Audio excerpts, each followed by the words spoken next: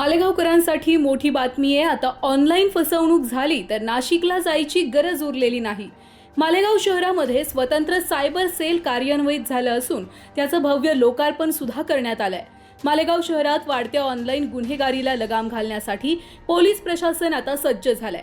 मालेगावचे अपर police अधीक्षक तेगबीर सिंग सिद्धू यांच्या हस्ते या नूतन सायबर सेलचं लोकार्पण करण्यात आलंय।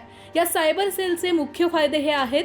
यापूर्वी सायबर तक्रारीसाठी मालेगावकरांना नाशिक गाठावं लागत असायचं, आता ही सगळी कामं मालेगावमध्येच होतील। तर ऑनलाईन फसवणूक, OTP फ्रॉड आणि बँकिंग संदर्भातील गुन्ह्यांचा तपास आता स्थानिक पातळीवर वेगानं होणार आहे।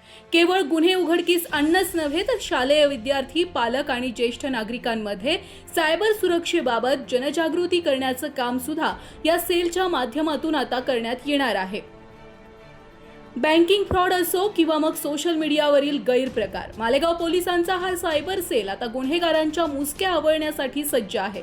मालेगावकरांनी या सुविधेचा लाभ घ्यावा आणि सायबर साक्षर व्हावे असं आवाहन सुद्धा आता प्रशासनाकडून करण्यात आलंय।